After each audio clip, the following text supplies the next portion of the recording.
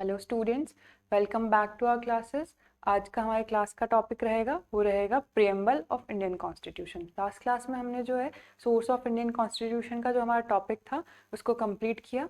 अब हम हमारा नेक्स्ट टॉपिक स्टार्ट करेंगे आज, वो है प्रियम्बल ऑफ इंडियन कॉन्स्टिट्यूशन, यानी जो भारतीय संविधान है उसकी प्रस्तावना। ठीक है, ये आज का हमारा टॉपिक है।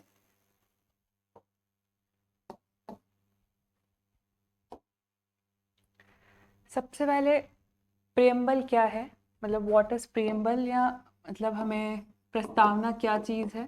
तो इसका एक बेसिक सा डेफिनेशन है कि जो प्रियम्बल है वो एक इंट्रोडक्टरी स्टेटमेंट है हमारे कॉन्स्टिट्यूशन का, जो हमारे संविधान के जो गोल्स एंड प्रिंसिपल्स है उसके बारे में एक ब्रीफ इंट्रोडक्शन हमको प्रोवाइड कराता है। तो कभी कभी हमारे एग्जाम्स में जो है इस पार्ट से भी क्वेश्चन पूछे जाते हैं, हालांकि ये डायरेक्टली मेंशन नहीं है हमारे सिलेबस में, फिर भी हम इसको कवर करना इम्पॉर्टेंट है। तो हम आज स्टार्ट करेंगे हमारा टॉपिक प्रियम्बल। ठीक है, सबसे पहले ये देखिए, ये है हमारा प्रियम्बल इंडियन कॉन्स्टिट्यूशन का। इसको पढ़ेंगे हम पहले। वी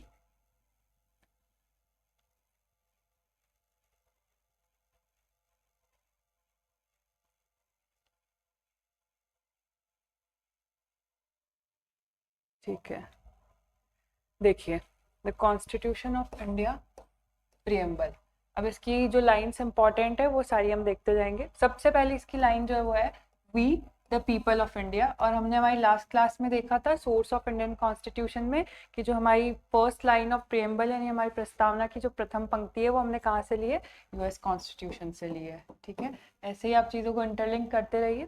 फिर देखिए, है solemnly resolved to constitute India into a sovereign, socialist, secular, democratic republic and to secure to all its citizens justice, social, economic, political, liberty of thoughts, expression, belief, faith, worship. इसके बाद में equality of status and of opportunity and to promote among them all. Then next, fraternity, assisting the dignity of the individual and the unity and the integrity of nation in our Constituent Assembly, this 26th day of November 1942, do hereby adopt, enact and gave to ourselves the Constitution. ये तो हमारा जो preamble है वो हो गया English में। अब हम इसको आगे पढ़ेंगे। ये देखिए, हम इसके अंदर जो जो कीवर्ड्स है उनका मतलब भी समझेंगे अच्छे से। एक बार हम इसको देखते हैं कि हम भारत के लोग भारत को कैसा देश बनाना चाहते हैं, संपूर्ण प्रभुत्व संपन्न। ठीक है, सबसे पहले हम कैसा देश बनाना चाहते हैं, सोवरेन कंट्री बनाना चाहते हैं। इन सब वर्ड्स का मतलब देखेंगे हम एक एक करके। सबसे पहले देखते हैं कि भारत को हम कैसा देश बनाना चाहते हैं, सोवरेन कंट्री, संप्रभुत्व देश बनाना चाहते हैं। उसके बाद में समाजवादी यानी सोशलिस्ट। ठीक है, उसके बाद में पंथ निरपेक्ष बनाना चाहते हैं हम इसको, यानी सेकुलर। उसके बाद में हम इसको बनाना चाहते हैं लोकतांत्रिक देश यानी डेमोक्रेटिक। फिर गणराज्य बनाना चाहते हैं इसको, यानी रिपब्लिक। ठीक है, तो हम प्रियम्बल में क्या मेंशन है कि हम जो है भारत को कैसा देश बनाना चाहते हैं, sovereign, socialist, secular, democratic, Republic यानी संप्रभुत्व, समाजवाद, पंथ निरपेक्ष, लोकतांत्रिक और गणराज्य। ठीक है, इसके अंदर जो हमारे कॉन्स्टिट्यूशन में, हमारे संविधान में ओरिजिनली सोशलिस्ट और सेकुलर वर्ड ऐड नहीं थे, इनको ऐड किया गया है। ये इंपॉर्टेंट पॉइंट है। 42nd कॉन्स्टिट्यूशनल अमेंडमेंट एक्ट 1976 के द्वारा तीन वर्ड्स ऐड किए गए हैं। एक वर्ड आगे आएगा, सोशलिस्ट, सेकुलर और इंटीग्रिटी। ये तीनों शब्द ऐड किए गए हैं कौन से संविधान संशोधन के द्वारा, 42nd कॉन्स्टिट्यूशनल अमेंडमेंट एक्ट के द्वारा। तो हमारा जो ओरिजिनल कॉन्स्टिट्यूशन था उसके अंदर तीन ही वर्ड्स थे ओरिजिनली, वो थे सोवरेन, डेमोक्रेटिक और रिपब्लिक। ये दोनों वर्ड्स 42nd कॉन्स्टिट्यूशनल अमेंडमेंट के द्वारा ऐड किए हुए हैं। ठीक है, तो आगे बढ़ते हैं। अब आगे इसकी लाइन है, तथा उसके समस्त नागरिकों को। अब जो इंडियन सिटीजन्स है उनको हम कैसा न्याय देना चाहते हैं, कैसा जस्टिस सर्व करना चाहते हैं, सामाजिक न्याय, आर्थिक न्याय, राजनीतिक न्याय यानी सोशल जस्टिस, ठीक है, इकोनॉमिक जस्टिस, पॉलिटिकल जस्टिस। मतलब कि जो हमारे इंडियन सिटीजन्स है उनको सोशल जस्टिस मिले, यानी मतलब उनके साथ किसी भी प्रकार का भेदभाव ना हो, उसके अलावा उन्हें आर्थिक मतलब जो अपॉर्चुनिटीज़ है, इकोनॉमिक अपॉर्चुनिटीज़, वो सब इक्वली मिले। इसके अलावा पॉलिटिकल राइट सबको बराबर मिले, किसी के साथ में भी भेदभाव ना हो। ये हमारा न्याय देने का तरीका इसमें मेंशन है, कैसा? Social, economic, political. फिर स्वतंत्रता, विचारों की स्वतंत्रता दी जाएगी, अभिव्यक्ति, विश्वास, धर्म और उपासना, ठीक है। ये 1, 2, 3, 4 और 5 तरह के इसमें स्वतंत्रता दी गई है। कैसी? विचारों की, अभिव्यक्ति, विश्वास की, धर्म की और उपासना की, ठीक है। That is thought, expression, belief, faith और वर्शिप, ठीक है। इनका ऑर्डर हमें याद रहना चाहिए। जस्टिस कैसा है? Social, economic, political. फ्रीडम कैसी है? Freedom of thought, expression, belief, faith, worship. कभी कभी ये ऑर्डर भी एग्जाम में पूछ लेते हैं। तो कैसी फ्रीडम है? Freedom of thought, expression, belief, faith और वर्शिप, ठीक है। तो हमने देखा सबसे पहले कि भारत को कैसा देश बनाया जाए, बनाने की बात की गई है, sovereign, socialist, secular, democratic, Republic. Justice दिया जाएगा कैसा? Social, economic, political. और फ्रीडम रहेगी किस चीज़ की? थॉट, एक्सप्रेशन, बिलीफ, फेथ और वर्शिप की। इसके अलावा समता यानी इक्वालिटी दी जाएगी, प्रतिष्ठा की और अवसर की, ठीक है। इक्वालिटी दी जाएगी स्टेटस और अपॉर्चुनिटी की, स्टेटस, अपॉर्चुनिटी की, ठीक है। इसके बाद में बंधुता यानी fraternity, assuring dignity of individual यानी व्यक्ति की गरिमा, हर इंसान की डिग्निटी। इसके अलावा राष्ट्र की एकता और अखंडता यानी unity of nation, unity and integrity, जिसमें इंटीग्रिटी शब्द जो है यूनिटी ऑफ नेशन को रिप्लेस किया गया है unity and integrity of nation through 42nd constitutional amendment 1976। Unity and integrity of nation, ठीक है, जिसमें इंटीग्रिटी शब्द जो है ऐड किया गया है 42nd कॉन्स्टिट्यूशनल अमेंडमेंट 1976 के थ्रू, ठीक है। पहले ये सिर्फ यूनिटी ऑफ नेशन था, इसको फिर unity and integrity of Nations कर दिया गया, ठीक है। फिर जो 26 नवंबर 1949 को हम हमारा कॉन्स्टिट्यूशन अडॉप्ट, इनेक्ट और गेव करते हैं खुद को, ठीक है। किस डेट को? 26 नवंबर 1949 को, जिसको हिंदी में बोलते हैं मिति मार्गशीर्ष शुक्ल सप्तमी संवत 2006 विक्रमी, ठीक है। तो हमने अपना constitution adopt, enact and gave ourselves कितनी तारीख को? 26 नवंबर 1949 को। और बाकी का जो रिमेनिंग कॉन्स्टिट्यूशन है वो इफेक्ट में आता है 26 जन 1950 से, ठीक है। ये सारी बातें हमने इसमें देखी। अब आगे बढ़ते हैं। इसके हाँ, ये चीज़ हमने देख ली। अंगीकृत, अधिनियमित और आत्मर्पित करते हैं हम संविधान को कब? 26 नवंबर 1949 को। हम इसको स्टार मार्क कर लीजिए आप, ठीक है। अंगीकृत, अधिनियमित, नियम और आत्मर्पित करते हैं संविधान को कब? 26 नवंबर 1949 को, ठीक है। अब जो इसके अंदर कीवर्ड्स यूज हुए हैं, जो इसके अंदर टर्म्स यूज हुई है, हम एक एक करके उसका मतलब देखते हैं। मुख्य शब्द जो इसके हैं,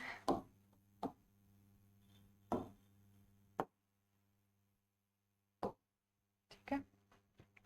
देखिए सबसे पहले जो इसके अंदर शब्द था संप्रभु, देश बनाने की बात करी थी हमने कि हम भारत को कैसा देश बनाएंगे? संप्रभु देश बनाएंगे, ठीक है। तो इसका मतलब यानी सोवरेनिटी, एक सोवरन कंट्री कब होता है? जब वो कंप्लीटली इंडिपेंडेंट होता है, यानी पूर्ण रूप से स्वतंत्र स्वतंत्र होना और किसी भी अन्य देश का उसके ऊपर कोई भी राज न होना, वो अपने फैसले स्वयं ले सके देश, ऐसे देश को हम संप्रभु देश कहते हैं, सोवरेन कंट्री कहते हैं, जो इंडिपेंडेंट होता है, अपने डिसीजंस खुद ले सकता है और किसी के भी अधीन नहीं होता है। ठीक है, तो संप्रभुता का मतलब किसी देश को पूर्णतः स्वतंत्र होना, अपने सारे निर्णय स्वयं लेना और किसी के अधीन नहीं होना। ठीक है, ऐसे कंट्री को हम सोवरेन कंट्री कहते हैं, जो कंप्लीटली इंडिपेंडेंट होती है, खुद अपने डिसीजंस लेती है और किसी के भी अंडर काम नहीं करती है, कंप्लीटली वो जो है इंडिपेंडेंट होती है। ऐसे कंट्री को हम संप्रभु देश कहते हैं। ठीक है, और हमारा जो देश है भारत, वो एक सोवरेन कंट्री कब बना? 26 जनवरी 1950 को। इसको आप स्टार मार्क कर लीजिए। ठीक है, तो इंडिया जो है एक सोवरेन कंट्री कब बना? 26 जनवरी 1950 को इंडिया जो है सोवरेन कंट्री बना, एक संप्रभु राष्ट्र बना। ठीक है, 26 जनवरी 1900। ठीक है, हमने देखा भारत एक संप्रभु राष्ट्र बनता है कब?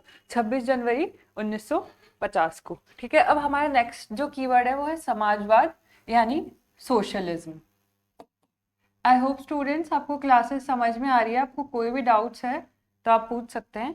ठीक है, अब सोशलिज्म जो है, समाजवाद, ये शब्द जो है ओरिजिनली हमारे कॉन्स्टिट्यूशन में नहीं था, इसको ऐड किया गया है 42nd कॉन्स्टिट्यूशनल अमेंडमेंट एक्ट, जो कब हुआ था? 1976 में, सॉरी। ठीक है, ये मिस्टेक है, 1976 में। ठीक है, अब समाजवाद का मतलब क्या होता है? सामाजिक और आर्थिक समानता का जो है सुनिश्चित करना, यानी समाजवाद जो है उसका अर्थात ये है कि सोशल और इकोनॉमिकल अपॉर्चुनिटीज हर सिटीजन को इक्वली मिले, किसी के साथ भी किसी भी टाइप का कोई भी डिस्क्रिमिनेशन ना हो, कोई भेदभाव ना हो, ये हमारी पूर्ण कोशिश रहती है। ठीक है, फिर भारतीय समाजवाद जो है, इंडियन सोशलिज्म कैसा है?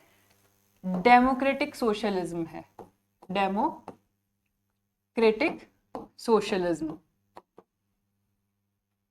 ठीक है, कैसा सोशलिज्म है? डेमोक्रेटिक सोशलिज्म है। ये क्वेश्चन आपसे डायरेक्ट पूछ सकते हैं एग्जाम में कि जो इंडियन सोशलिज्म है वो कैसा सोशलिज्म है, तो आप देख सकते हैं एक डेमोक्रेटिक सोशलिज्म है। ठीक है, अब जो हमारा नेक्स्ट वर्ड है वो है पंथ निरपेक्षता। इसका अर्थ होता है कि भारत का कोई राष्ट्रीय धर्म नहीं है, यानी हमारे इंडिया में कोई नेशनल रिलीजन नहीं है।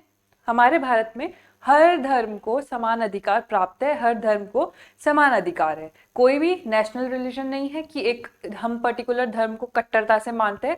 जैसे बहुत सारी कंट्रीज में, कई जो है क्रिश्चियन कंट्रीज है, कई इस्लामिक कंट्रीज हैं, ठीक है, कई बुद्धिज्म को बहुत रिजिडली फॉलो करते हैं। तो हमारे इंडिया में ऐसा कुछ नहीं है, हम हर धर्म को समान अधिकार देते हैं। ठीक है, तो ये तीनों वर्ड्स आई होप आपको क्लियर है, संप्रभु, समाजवाद और पंथ निरपेक्षता।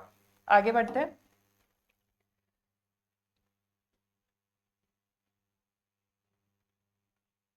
अब जो हमारा नेक्स्ट वर्ड है वो है लोकतंत्र यानी डेमोक्रेटिक, जो हमारे कॉन्स्टिट्यूशन में ओरिजिनली मेंशन्ड है।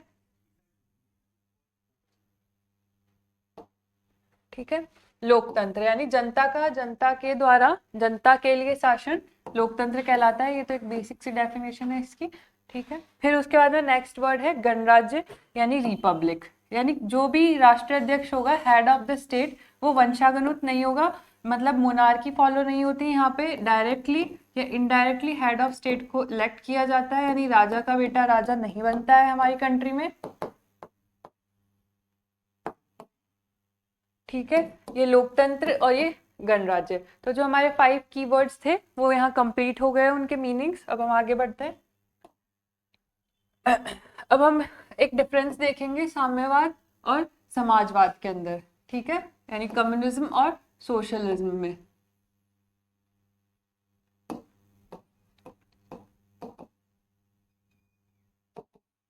ठीक है, तो इसके अंदर फर्स्ट पॉइंट देखिए कि जो साम्यवाद है वो हिंसक क्रांति का समर्थन करता है, जबकि जो समाजवाद है वो हिंसा का विरोध करता है और एक लोकतांत्रिक आंदोलन का समर्थन करता है। फिर ये निजी संपत्ति का विरोध करता है और ये उत्पादन के संसाधनों पर निजी संपत्ति को मान्यता देता है। ठीक है, ये कंप्लीटली प्राइवेट ओनरशिप जो होती है प्रॉपर्टी की, उसके अगेंस्ट है, जबकि सोशलिज्म में ऐसा नहीं है। ठीक है, फिर संसाधनों पर सार्वजनिक क्षेत्र का अधिकार होना चाहिए, मतलब जितने भी रिसोर्सेज होते हैं हमारी कंट्री में, अकॉर्डिंग टू कम्युनिज्म, उस पे जो है पब्लिक राइट्स होने चाहिए और प्राइवेट राइट्स नहीं होने चाहिए। ठीक है। और जबकि सोशलिज्म में ऐसा है कि जो उत्पादन के साधन है यानी जो रिसोर्सेज वगैरह है उन पे प्राइवेट ओनरशिप हो सकती है। ठीक है। जो कम्युनिज्म होते हैं वो स्ट्रिक्टली रिलीजन के अगेंस्ट होते हैं, ये धर्म को बिल्कुल नहीं मानते हैं। इनके अनुसार धर्म क्या है, एक अफीम है। ठीक है। और जो सोशलिज्म है ये धर्म का समर्थन करता है। तो इसके अंदर ये बेसिक सा डिफरेंस हमने देखा है कि जो साम्यवाद होता है वो हिंसा का समर्थन करता है, समाजवाद विरोध करता है, ये धर्म को नहीं मानते हैं, वो धर्म का समर्थन करता है और ये against private ownership of property है, जबकि सोशलिज्म में ऐसा नहीं है। ठीक है। अब ये इसके कुछ इम्पॉर्टेंट केसेस हैं जो हमारे प्रीएम्बल ऑफ इंडियन कॉन्स्टिट्यूशन से रिलेटेड है, तो एक बार हम इनको देख लेते हैं दोनों। सबसे पहले बेरुवारी केस 1960 में आया था। इसके अंदर सुप्रीम कोर्ट ने ये कहा था कि प्रीएम्बल जो है वो कॉन्स्टिट्यूशन का पार्ट नहीं है। ठीक है। तो बेरुवारी यूनियन केस 1960 में क्या कहा गया कि जो कॉन्स्टिट्यूशन है उसमें जो है प्रीएम्बल उसका पार्ट नहीं है। फिर आता है केशवानंद भारती केस, कब आता है, 1973 में। इनकी डेट से याद रखनी इंपॉर्टेंट है और ये किससे रिलेटेड है। ठीक है। केशवानंद भारती केस आता है जिसमें सुप्रीम कोर्ट ये कहता है कि प्रीएम्बल जो है वो इंटीग्रल पार्ट है कॉन्स्टिट्यूशन का। ठीक है। पार्लियामेंट जो है अमेंड कर सकती है किसी भी पार्ट को कॉन्स्टिट्यूशन के without destroying the basic structure of constitution. तो ये दो इंपॉर्टेंट केस है जो प्रीएम्बल ऑफ इंडियन कॉन्स्टिट्यूशन से रिलेटेड है। फिर हमने ये देखा ही था कि जो 42nd कॉन्स्टिट्यूशनल अमेंडमेंट है उससे 3 वर्ड्स ऐड हुए थे, सोशलिस्ट, सेकुलरिस्ट और इंटीग्रिटी। ठीक है।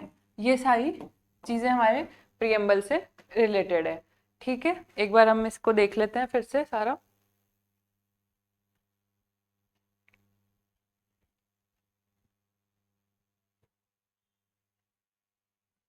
ठीक है। सबसे पहले देखा हमने कि हम इंडिया को कैसा स्टेट बनाएंगे, कैसा, सोवरेन, सोशलिस्ट, सेकुलर, डेमोक्रेटिक और रिपब्लिक। ठीक है। उसके बाद में हम जस्टिस कैसा देंगे, जस्टिस 3 तरीके का, सोशल, इकोनॉमिकल और पॉलिटिकल। उसके बाद में फ्रीडम रहेगी किस चीज की, थॉट, एक्सप्रेशन, बिलीफ, फेथ और वर्शिप। ठीक है। उसके बाद में हमने देखा इक्वालिटी ऑफ स्टेटस और अपॉर्चुनिटी, और उसके अलावा fraternity, that is unity and integrity of nation. Originally constitution में सिर्फ यूनिटी ऑफ नेशन था जिसको रिप्लेस किया गया unity and integrity of nation by 42nd constitutional amendment act. उसके बाद में इंपॉर्टेंट पॉइंट जो है वो ये है कि 26 नवंबर 1949 को हमारे संविधान को अंगीकृत अधिनियम और आत्मर्पित किया गया। ये चीज भी आपको याद रखनी है, इंपॉर्टेंट है। ठीक है। फिर इसके बाद में हमने एक एक करके सारे इसके कीवर्ड्स देखे। संप्रभुता यानी एक कंट्री का कंप्लीटली इंडिपेंडेंट होना, किसी के भी अधीन नहीं होना, खुद के फैसले खुद ले सकना। ठीक है। फिर हमारा इंडिया जो है वो, भारत जो है हमारा संप्रभु राष्ट्र कब बना, 26 जनवरी 1950 को। उसके बाद में आते हैं हम समाजवाद, सोशलिज्म, जो कि 42nd कॉन्स्टिट्यूशनल अमेंडमेंट से जोड़ा गया।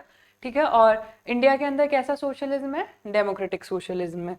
फिर हमने देखा पंथ निरपेक्षता, सेकुलरिज्म, ये भी 42nd कॉन्स्टिट्यूशनल अमेंडमेंट एक्ट से जोड़ा गया, यानी हमारे इंडिया का कोई भी नेशनल रिलीजन नहीं है, सब धर्मों को समान अधिकार है।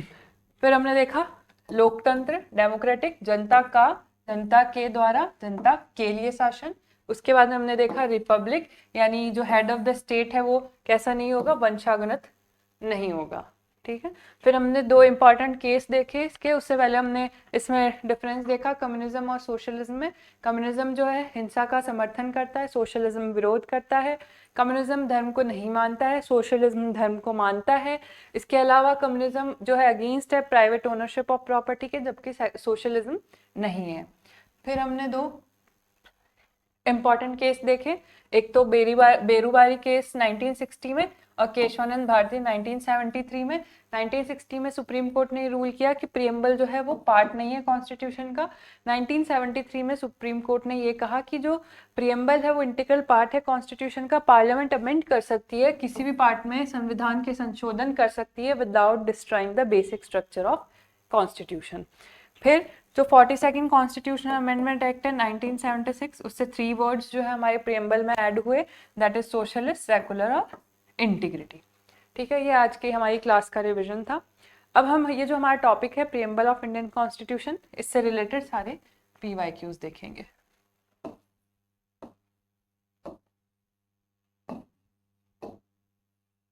ठीक है, अब एक एक करके हम सारे क्वेश्चन देखते हैं। सबसे पहले देखिए सॉरी, सामाजिक न्याय संतुलन है, सबसे पहले इसका ऑप्शन है व्यक्तिगत अधिकार एवं सामाजिक नियंत्रण के मध्य, समाज एवं व्यक्ति के मध्य, मूल अधिकार और न्याय प्रणाली के मध्य, व्यक्ति एवं परिवार के मध्य। तो ये भी नहीं होगा इसका ऑप्शन, मूल अधिकार न्याय प्रणाली के मध्य भी नहीं होगा, समाज और व्यक्ति भी नहीं होगा। तो करेक्ट ऑप्शन है फर्स्ट, यानी जो सामाजिक न्याय है, सोशल जस्टिस, वो एक बैलेंस है किसके बीच में, जो व्यक्तिगत आधार है, इंडिविजुअल राइट्स है, और जो सोशली चीजें कंट्रोल्ड होती है उसके बीच में। ठीक है, नेक्स्ट क्वेश्चन देखिए, सामाजिक न्याय का अर्थ। तो पहला इसका जो ऑप्शन है वो है सभी को समान अधिकार, आर्थिक अधिकार मिलने चाहिए, सभी को समान राजनीतिक अधिकार मिलने चाहिए, जाति, नस्ल, रंग और लिंग आधारित सभी प्रकार का भेदभाव दूर होना चाहिए, सभी धर्म की स्वतंत्रता का अधिकार दिया जाना चाहिए। तो इसका आंसर सही होगा, जाति, नस्ल, रंग और लिंग आधारित सभी प्रकार का भेदभाव दूर होना ही सामाजिक न्याय है, सोशल जस्टिस है।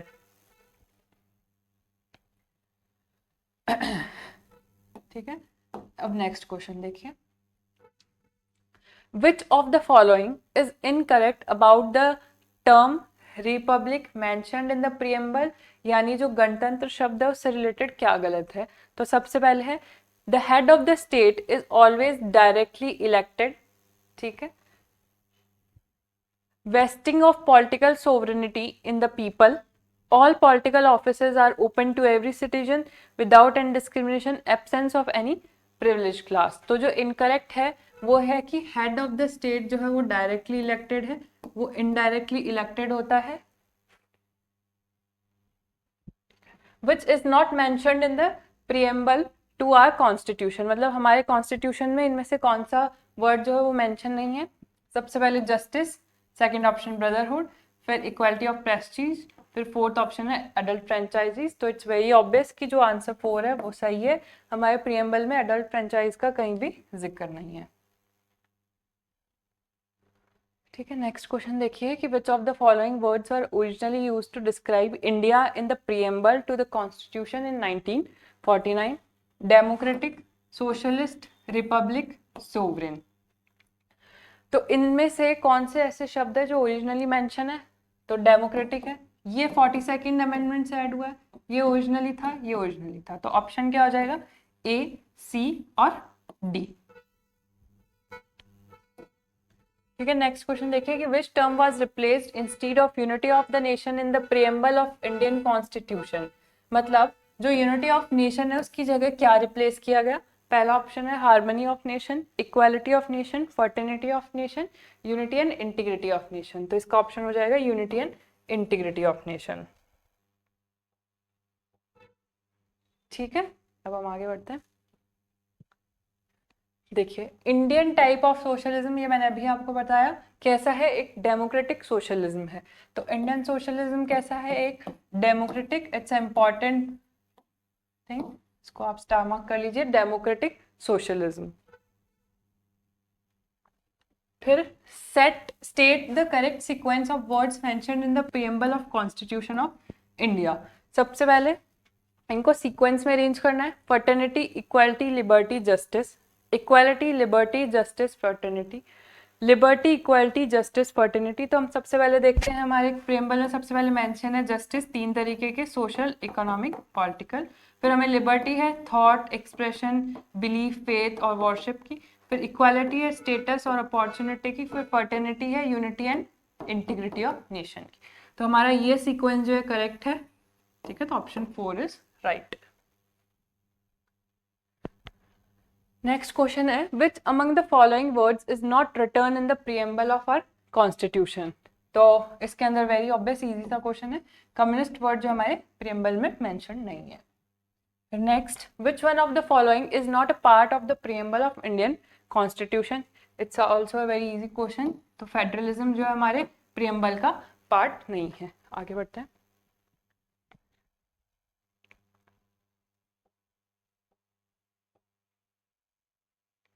ठीक है, तो यहीं पे हमारा जो टॉपिक है प्रियम्बल ऑफ इंडियन कॉन्स्टिट्यूशन वो ख़त्म होता है। इसके हमारे हमने क्वेश्चंस भी देखे। अब जब हम नेक्स्ट क्लास में मिलेंगे तो हम स्टार्ट करेंगे हमारा नेक्स्ट टॉपिक, जो कि है शेड्यूल्स ऑफ इंडियन कॉन्स्टिट्यूशन, यानी भारतीय संविधान की अनुसूचियाँ। आई होप स्टूडेंट्स आज की क्लास आपको समझ आई होगी, पसंद आई होगी। Thank you for today.